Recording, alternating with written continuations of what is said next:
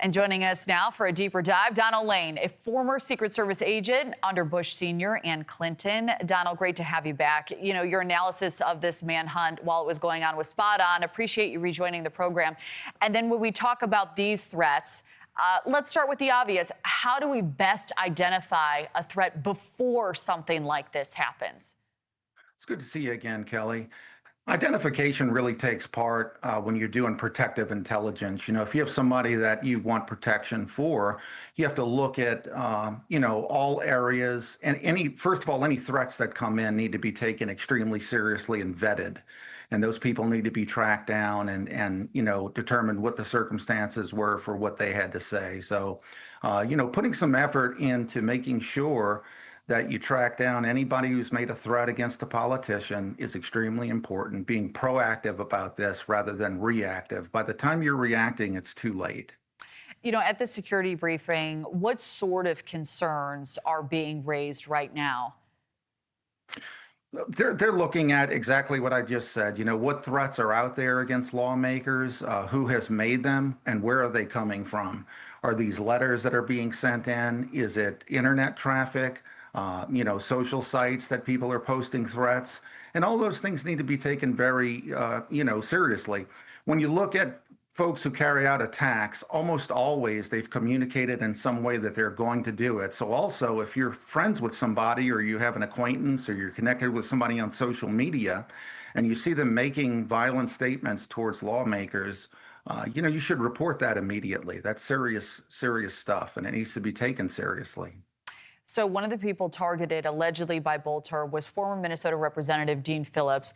He spoke about how this is something he deals with all the time, similar types of scenarios. We have a clip here. We're subject to this crap all the time. When I ran for president, the most expensive line item in my budget was for security. Thinking about all the people in our country, Chris, who aspire to help this country, who aspire to serve, who are now thinking twice about it because of creeps like the one that perpetuated these terrible crimes. So let's talk about cost. It's a big factor in all of this. How much is it costing individuals to respond to these threats? And also, what's the cost of some of the preventative measures? You know, the cost, it can be extreme in cases, but what I'd submit to you is that whatever the cost is, it needs to be spent. I mean, we're dealing with people's lives here.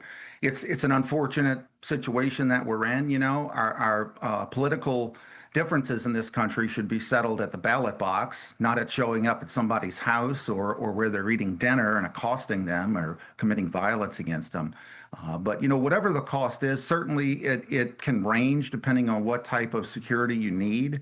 But you need to look into it first to see, do you need a full complement of security? Do you just need maybe some protective intelligence and a little bit of monitoring? So there are different levels related to what it can cost. But I really believe, the legislature, both state and federal, needs to take a look at what it will cost and freeing up money to do it, because there's nothing more important than saving our public servants' lives. We highlighted this off the top, this rising trend in political violence. What do you think is driving that spike, and what does it mean for security strategies?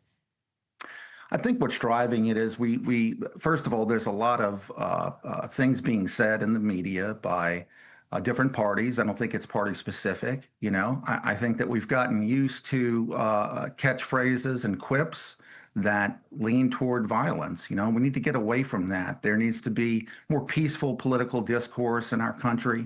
I think that's number one. And it relates itself to, the law enforcement aspect or the protection aspect in that these things are exploding now. And it's going to take a lot of resources to get a hold of it. But everybody needs to tamp down the rhetoric. Rhetoric, is very important, especially when you're dealing with people who are unhinged. They're not mentally well, and they may take something you say and take it to its extreme, which is what I think we see happening here. What is the roadmap? We have about a minute left. What needs to be done to turn this issue around in the long term? What would be your top 3 suggestions?